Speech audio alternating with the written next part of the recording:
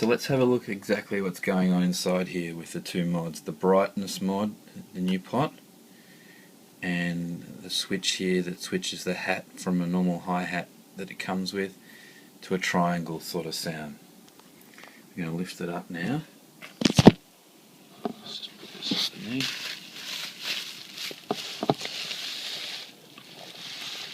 These mods are going to be, turn it off, fairly tricky for you to do unless you're really good at soldering, because these points are very small on this board. Let's turn it around, down. That's what you're first viewed with when you open them up.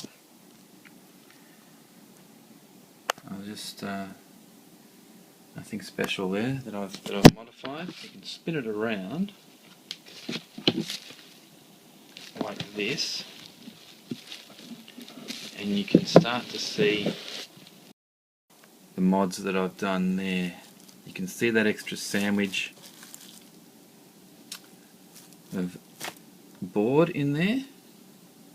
See a few wires sticking out. That's what's connecting to this pot here. So this pot comes down and through, sits on that board very nicely in there indeed. As a matter of fact, there's actually spots for another pot there, another pot there, so if I do decide to find a kick mod, I did find a kick mod that tends to change the sound of the click and makes the click a bit more saturated. I haven't decided if I'm going to do that yet really. The kick wasn't the problem with these units, it was the snare, so for the moment I'm going to have a good play with it, how it is, and if I ever decide to mod again, I know I've got a spare spot there and a spare spot here to add something to the toms, although I didn't really find anything remarkably useful to mod the toms with. Anyway, let's go ahead and open this up now and have a look. Just spin it around again.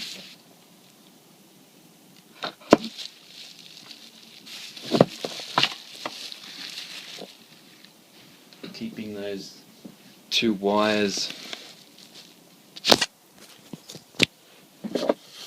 nicely off to the side. I've only put a couple of screws in just to hold the whole puppy together. 1, 2 and 3.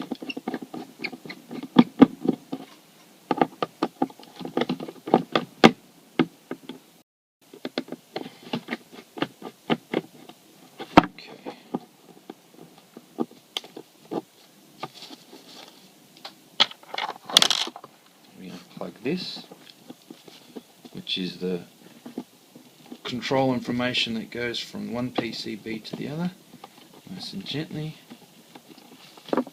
Okay, and here we go, up,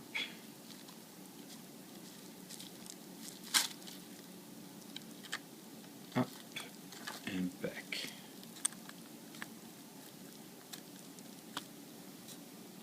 You can see what I've done here.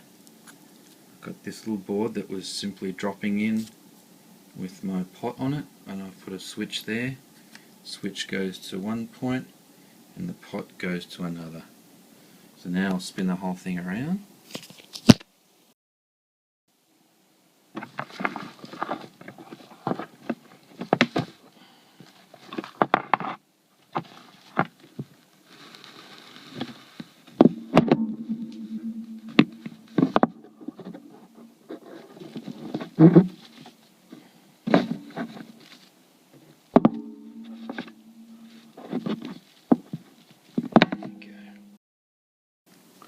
And you can see how I've made this extra board.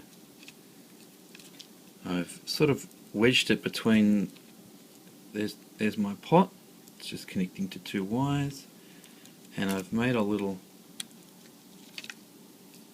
there we go, a little foot wedge for that end to go under there, and a little foot wedge for there, and a little foot wedge for there. So between those 3 points tends to anchor this really nicely and strongly.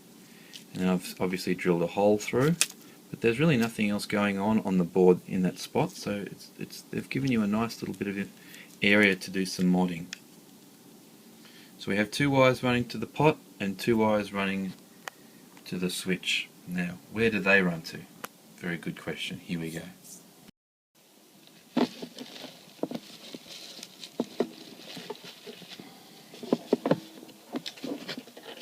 Just a bit.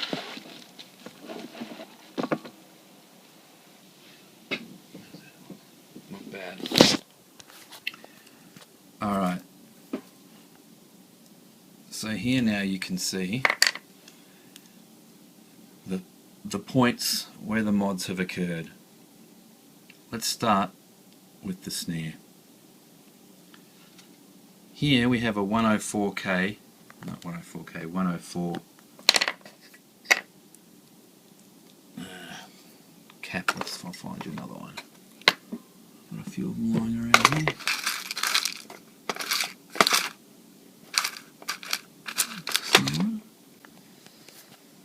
Okay. So this is what's essentially in that spot there. You can see it's exactly the same, and it's a 104, which is 0.1 microfarad as far as my memory serves me correctly. So it's a rather big 0.1 microfarad ceramic, which are not polarized, as opposed to the other ones you can get that can be small. Sort of like this size. You want to use the bigger one. It seems to saturate better and do a better job. And I've tried all the other different sizes and the different values, and this is the one that works for this particular mod. I've also tried plenty of electrolytics, non-polarized ones. I've tried everything, and this is the one that works. If you use the wrong one, if you use one that's too small in microfarad value, what you end up getting is this sort of a bleeding sound through the snare. Almost sounds like a fake reverb. It doesn't dissipate properly. And if you use one that's too high, it tends to clamp down on the sound and not really give the snare its full opportunity to play through. It almost sounds like not a compression, but just it just loses all its punch. So that's the one to go for. Now, where is it located? It's located on across a resistor there that is just below this sound chip across the bottom. It's actually a quad op amp. So you've got 2 points. This is the top end controlling pot, and this is a capacitor. The capacitor removes the distortion. It's right next to a little black diode. So you've got the diode there that's not labelled, and you've got your op amp right there, and then you've got 1, 2, 3 resistors in a row. It's the top one that you want that to go across, that capacitor there. 1, 2, 3. It's the top of the 3. And right here it says R131. The R131, and then it's the next row along, and it's the top one, the third one at the top there. That's what your capacitor goes over. And then you've got R131, and then above it you've got a row of 5, and that row of 5 is explained across here. That row of 5 resistors is 5 components is ceramic, then R134, then C187, R140, and R145. This mod, which is for the brightness, is put across the resistor R134, which is the second one across. So you can see the capacitor just there, it's not touched. The next one is R134, and that's what this control lead goes across, which goes up into our pot. And that pot is a B10K pot. It gives a nice big snap. Now you could also put just a resistor across that. If you're going to do that, you'd probably put a 1K resistor across it. And if you wanted to keep the original snare from the Volca, I don't know why you would, I have no reason to want to do that. You could just put a resistor there and put this capacitor and resistor across a double pole double throw switch.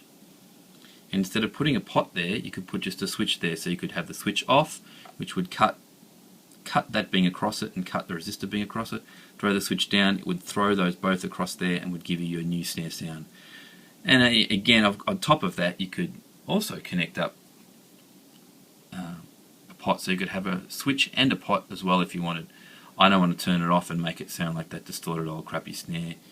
It's not why I've spent a week trying to analyze this circuit to get rid of that terrible sound. I never want it to come back as long as I live. So I'm not bothering with a switch, and I'd rather save that real estate for another knob sometime when I'm ready to find another mod.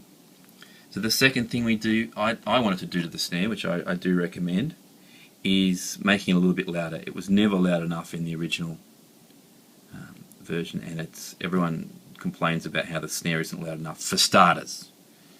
And if it was only a bit louder, then it would sound better. Well, yes, it would, but it would still sound distorted and pretty crap if you ask me without the further mods. But here is the spot. I've put a 2K2 resistor across R200. So it's not too hard to figure out. There's R200 right across there with my red pen. That's R205. That controls toms. Then you've got kick there, kick volume, which is R. I don't know what it is. I can't see it underneath there now. But the first resistor there is for kick. This one is for snare, and that controls tom level. Directly underneath this, on the other side of the PCB, is where there's that solder point. After these mixers, these little op amps that are mixing the sound together, somewhere around there is where that one where it is the kick, snare, and tom all together. I think they put a point, but they didn't put a point for the kick and snare. I don't know why. That's the most ridiculous thing I've ever heard of. So if you actually just want to take a feed for the kick and put it to a separate out, you could do it from that first resistor. If you want to take a feed just for the snare, you can take it from this second resistor across there. All I've done is just jumping it with a 2K2 resistor to make it a little bit louder going into the mixer. If you wanted to make that a 1K resistor, it'd be even louder again, but it does start to distort this section here, and quite frankly, it's very well balanced with the kick drum level at 2K2, so that's why I've done it at that level.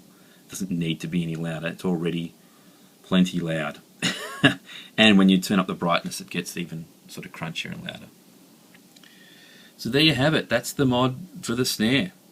And now you have another mod that I found in my travels while I was working out how to find the snare, which is up here, that turns my hi-hat, as you heard before, into like a triangle sound.